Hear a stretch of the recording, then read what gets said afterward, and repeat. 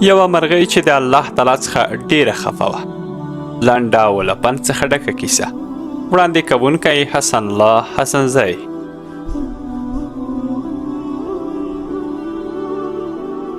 یوه بېوسه مرغۍ چې د الله تعالی څخه ډیره خوابدې وه.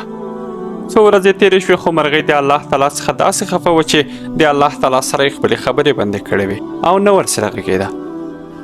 ملایکو به د الله تعالی څخه د دغې خوابدې مرغۍ احوال اخیسته او ملایکو به ورته ویل چې ولې ستاسو دا کوچنی مخلوق در څخه خفه دی؟ دومره در څخه خفه دی چې حتی در سره خبرې هم نه کوي. خو الله تعالی به ملایکو ته ویل چې تاسو تشویش مه کوئ. هغه زما څخه خفه مرغۍ به بیرته په خلا شي او بیرته به زما څخه خوشحاله هم شي. ځکه زه هغه څوک یم چې یوازې د هغه خفه مرغۍ زړه لیدلی شم، ګیلې اورېدلی شم او یوازې زه یم چې دردونه یې دوا کولی شم. له ډېر وخت وروسته یوه ورځ خفه مرغۍ د یوې ونې پر ښاخ د خپل دردمند او ګیلهمن زړه سره کښېناسته او الله تعالی ته یې خپل د دردونو او له ګیلو ډک زړه تش کړ او خدای ته په ګیلو شوه چې ای خدایه، یوه کوچنۍ ځاله مې لرله چې زما د ستړیا، بېوسۍ او بېکسۍ یوازینۍ خونه وه. ولې دې راباندې داسې بې وخته طوفان راوستو؟ ولې تا پر دومره لویه نړۍ کې زما کوچنۍ ځالګۍ په نښه کړه؟ ولې ستا پر دومره لویه خدایۍ او نړۍ کې زما ځالګۍ زیاته شوه؟ دومره لوی ځای خو یې هم نه ونیولی.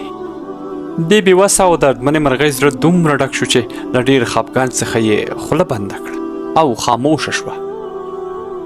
د دغه مرغۍ مظلومې خاموشۍ ټول عرش په لړزا کړ او ملایکې حیرانې کړې چې دا څه وشول. الله تعالی مرغۍ ته وویل چې ما ته ته ډېر ارزښت لرې، نو ځکه ما په دې لویه نړۍ کې ستا ځالګۍ په نښه کړه او ړنګه مې کړه. ځکه یو لوی مار ستا د ځالګۍ پر خوا روان و، نو مې باد ته امر وکړ چې دا کوچنۍ ځاله له ځان سره یوسه او ړنګه یې کړه. همدا و چې د ځالې له ړنګېدو سره سم ته هم په هوا شوې او د مار له خوراک څخه مې وژغورلی. دا ځکه چې ما ته ستا ژوند مهم و، ستا ځاله ما ته نه وه مهمه. کله چې دغې دردمنې مرغۍ د الله تعالی دغه خبره واورېده نو بیخي حیرانه شوه او د الله تعالی په دغه کار سره ډېره خوشحاله شوه. د ډېرې خوښۍ یې د ملامتیا احساس وکړ، سر یې ښکته کړ او په خپل کار او خفګان ډېره وشرمېده. الله تعالی یو ځل بیا مرغۍ ته وویل چې ما له تا څخه ډېرې بلاوې او مشکلات لرې کړل چې ته پرې خبره هم نه وې، خو تا بیا هم زما سره بدۍ ته ملا وتړله او زما څخه دومره خفه شوې چې خبرې دې هم را سره بندې کړې.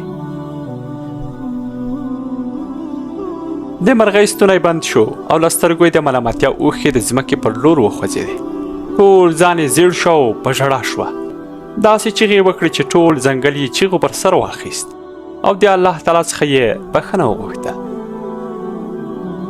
دغې ملامتې مرغۍ د الله تعالی سره دا ژمنه وکړه چې که زما پر ژوند کې هر څومره زیاتې ستونزې راشي نو زه به یوه خبره نه هېروم چې زما خدای زما تر دغو ورځنیو ستونزو ډېر لوی دی او هغه تل زما څارنه او ساتنه کوي، ځکه زه مې خدای ته ډېر ارزښت لرم او الله تعالی ته ډېره ګرانه یم.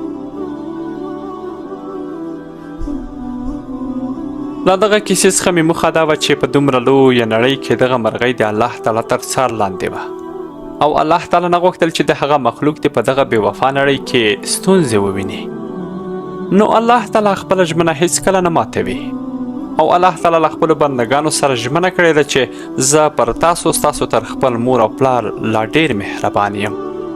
نو کله چې زموږ پر ژوند کې ستونزې را پیدا کیږي نو موږ باید د الله تعالی دغه ژمنه له یاد څخه ونه باسو او تل په لوی او مهربانه خدای توکل وکړو او د ژوند ټولې ستونزې او ټولو کارونه مو الله تعالی ته وسپارو، ځکه د هر درد او مشکل تر شا د الله تعالی یو حکمت دی.